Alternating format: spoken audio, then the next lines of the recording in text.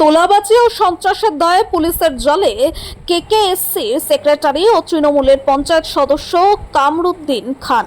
তোলাবাজি ও সন্ত্রাসের অভিযোগে এবার পাণ্ডবেশ্বর থানার পুলিশের জালে আটক পাণ্ডবেশ্বরের বৈদ্যনাথ পঞ্চায়েতের তৃণমূলের পঞ্চায়েত সদস্য ও পাণ্ডবেশ্বর সাউথ শ্যামলা কলিয়ারির কেকেএসসির সেক্রেটারি কামরুদ্দিন খান।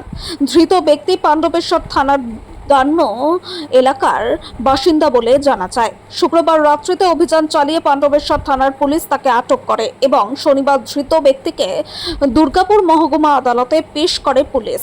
বলে রাখা দরকার, রাজ্যের রাজনৈতিক পট পরিবর্তনের পর দিকে দিকে দীর্ঘ সময় ধরে ক্ষমতার অপব্যবহার করে বিভিন্ন ধরনের অনৈতিক কার্যকলাপ, রাজনৈতিক প্রতিহিংসা সহ সাধারণ মানুষকে ভয় দেখানো ও এলাকায় সন্ত্রাসের অভিযোগে পুলিশের হাতে আটক হচ্ছেন তৎকালীন তৃণমূলের দায়িত্বপ্রাপ্ত নেতা নেত্রীরা। একই ছবি বেশ কিছুদিন থেকে লক্ষ্য করা যাচ্ছে পশ্চিম বর্ধমান জেলাতেও। এর আগে জেলার বিভিন্ন বিধানসভা কেন্দ্রের তৎকালীন তৃণমূল বিধায়ক ও দলের দায়িত্বপ্রাপ্ত হেভিওয়েট নেতা নেত্রীর ঘনিষ্ঠরা পুলিশের জালে আটক হয়েছেন। ঠিক তারই মাঝে শুক্রবার রাত্রিতে অভিযান চালিয়ে পাণ্ডবেশ্বর থানার পুলিশ আটক করল বৈদ্যনাথ পঞ্চায়েতের তৃণমূল পঞ্চায়েত সদস্য ও পাণ্ডবেশ্বর সাউথ শ্যামলা কলিয়ারির কেকেএসসির সেক্রেটারি কামরুদ্দিন খানকে। তোলাবাজি এলাকায় সন্ত্রাসের পরিবেশ তৈরি সহ ধৃত কামরুদ্দিনের বিরুদ্ধে আরও একাধিক অভিযোগ রয়েছে বলে জানা যায়।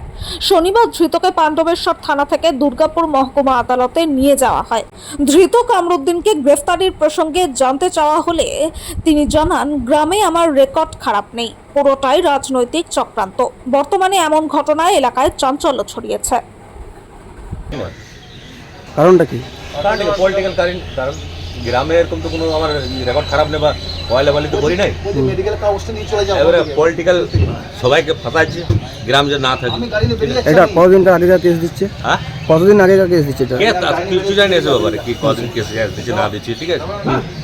আর আমি পয়লাবালিও করি না যে আমার ভয়টা গ্রামে ছিলাম, ঘরে ছিলাম, প্রবলেম ওদের হয়েছিল।